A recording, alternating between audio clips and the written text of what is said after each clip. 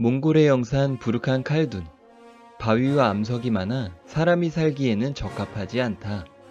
이 근처에서 활동하는 몽골족 출신 불량배가 있는데 이자의 이름은 익숙해 바따르. 익숙해 바따르 씨요. 익숙해 씨 후손들이 그렇게 불러요. 들어보세요. 이수흐 바따르, 이수흐 바따르. 맞죠?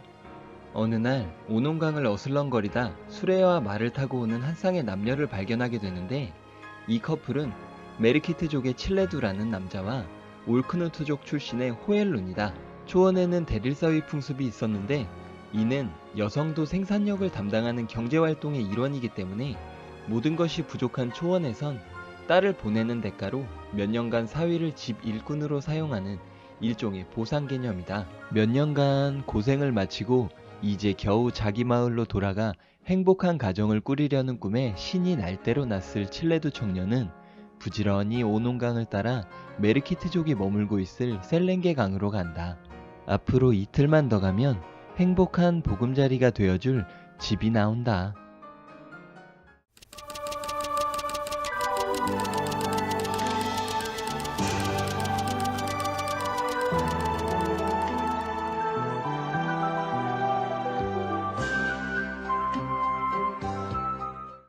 초원은 여러 부족들이 반목하고 있는데 서쪽에 나이만족, 중앙에 케레이트족, 오른쪽에 타타르족, 이 세 부족이 가장 강대한 부족이고 중앙 위쪽 바이카로 주변으로 메르키트족, 오농강 부근의 척박한 땅에 몽골족이 살고 있습니다. 몽골족은 자리에서 알 수 있듯 현재에는 그다지 강한 세력은 아닙니다. 몽골 부족은 다시 여러 시족으로 나뉘는데 다 소개하기엔 너무 많고 보로지긴, 타이치우드, 자다란 이 정도만 알고 있으면 됩니다. 익숙해 씨는 보르지긴 시족입니다.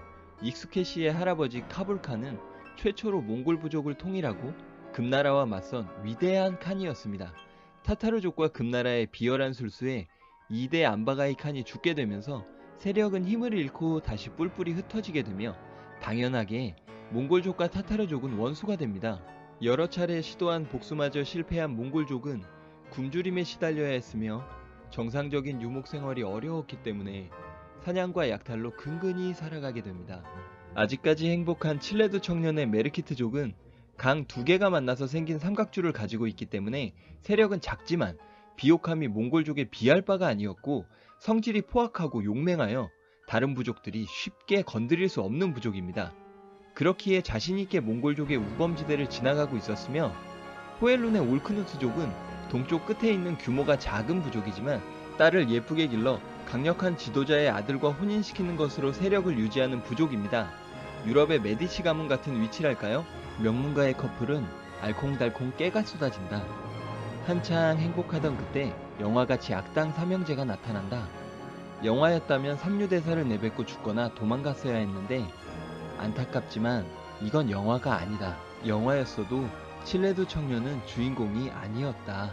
익숙해 씨는 메르키트족이 분노할 것을 모를 리가 없을 텐데 왜 그럴까? 복수가 두렵지 않은 걸까? 그랬다. 익숙해 씨는 내일이 없는 불량배였다. 결국 호엘룬을 납치해 본거지로 돌아가게 되는데 익숙해 씨의 작은 탐욕이 굴린 스노우볼이 어떤 결과로 돌아올지 세 사람은 상상할 수 없었을 겁니다. 기분 좋은 익숙해 씨도 도망가는 칠레두 청년도 울고 있는 호엘룬도 말이죠.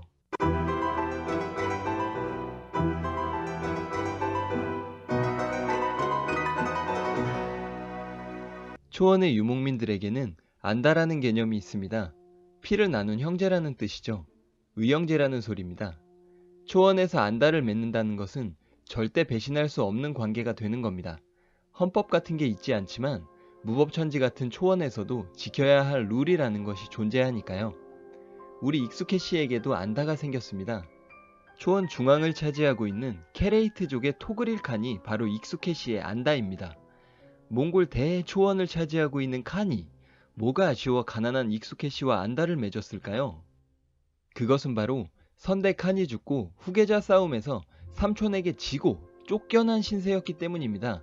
토그릴 입장에서 선택의 여지가 없었습니다. 초원에서 자신을 도와줄 사람은 익숙해 씨의 세력이 유일했으니까요. 익숙해 씨는 의협심이 남다르고 정이 많아 공경에 빠진 사람을 보면 지나칠 수 없을 리가 있겠나요? 불량배 익숙해 씨의 속셈은 손해볼 것이 없는 연합이었습니다. 원래 가진 것이 없어 저도 손해볼 것이 없고, 토그릴이 죽으면 남은 병력들은 자기가 흡수하면 그만이고, 이긴다고 하면 무려 캐레이트족의 칸을 형제로 두는 것이니 엄청난 이득인 거죠. 무승부가 난다고 쳐도 자신은 재산이 없고 내가 약탈해야 할 것은 엄청났을 테니 무조건 가는 겁니다. 앞서 토그릴 칸과 익숙해 씨는 안다라고 말했습니다. 둘의 연합이 승리하여 캐레이트족의 칸이 되었다는 소리죠. 이로써 익숙해 씨는 그 옛날 할아버지처럼 몽골족을 통일하고 잘 먹고 잘 살 수 있는 가능성이 조금 생기게 된 겁니다. 그가 원하지 않았던 말이죠. 한편 중국은 여진족이 세운 금나라가 북쪽을 차지하고 있는데, 역대 중국이 이민족들을 관리하는 방식인 EEJ를 사용하여 분열과 반목을 시키고 있습니다. 고기도 먹어본 놈이 맛을 안다고 자신들이 당했던 방식을 초원에 그대로 써먹는 중이죠. 과거 몽골족이 강성해지던 시기에 타타르족을 지원해 견제하고 몰락시켰더니 이제는 타타르족이 슬슬 통제가 안 되기 시작하니까 캐레이트족을 이용해 타타르족을 견제하기로 합니다. 익숙해는 기분이 너무 좋다. 안 그래도 원수지간인 타타르족을 공격할 명분도 생겼지만, 그보다 더 중요한 먹고 사는 문제에서 금나라의 지원을 받는 타타르족은 초원 기준으로 굉장히 유복한 삶을 살고 있었는데, 그야말로 보물창고를 털러가는 셈이다. 쇠로 만든 국자를 가져올 수도 있고 천으로 만든 옷을 빼앗아 올 수도 있는 거다.